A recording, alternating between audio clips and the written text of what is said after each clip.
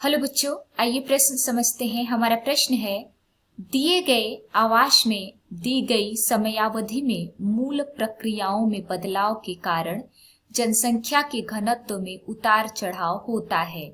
इस आधार पर दिए गए प्रवाह आलेख में बॉक्स ए एवं बी को सही विकल्प से भरिए। नीचे चित्र दिया गया है और विकल्प है ए जन्म दर, बी मृत्यु दर, दूसरा है ए अप्रवासन तथा बी उत्प्रवासन, तीसरा विकल्प है ए जन्म दर, बी अप्रवासन तथा चौथा विकल्प है ए एवं बी दोनों। आइए समझते हैं। बच्चों, सबसे पहले हम अपने प्रश्न की मुख्य अवधारणा के बारे में समझेंगे।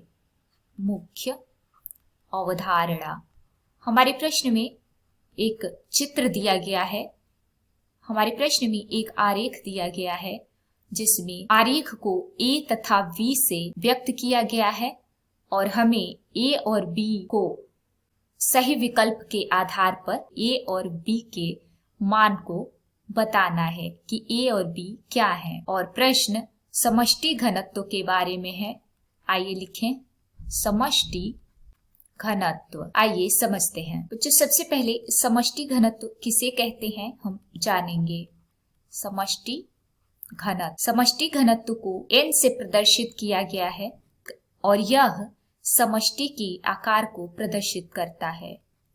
जो समष्टि घनत्व होता है समष्टि के आकार को प्रदर्शित करता है। बच्चों, आकार की बात करें तो समष्टि घनत्व जन्म दर की वजह से बढ़ता है।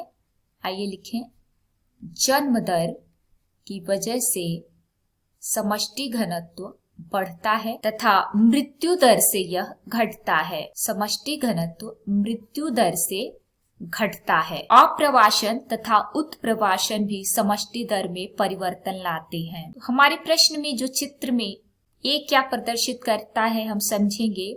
तो जो ए है वह जन्म दर तथा अप्रवासन को प्रदर्शित करता है। जन्म दर तथा अप्रवासन ये दोनों ही समष्टि दर को बढ़ाते हैं। तथा बी की बात करें तो बी मृत्यु दर तथा उत्प्रवासन को दर्शाता है और इसके द्वारा समष्टि घनत्व घटती है। चूंकि जन्म दर तथा मृत्यु दर अत्यधिक प्रभावित करने वाले कारक होते हैं। हम अपने विकल्पों की तरफ चलें तो हमारा पहला विकल्प है बराबर जन्म दर तथा बी मृत्यु दर, तो ये सही है। बी है ए अप्रवासन तथा बी उत्प्रवासन, तो ये भी सही है। इसलिए हमारा डी विकल्प सही होगा, ए एवं बी दोनों। उम्मीद है आपको प्रश्न समझ में आ गया होगा। धन्यवाद।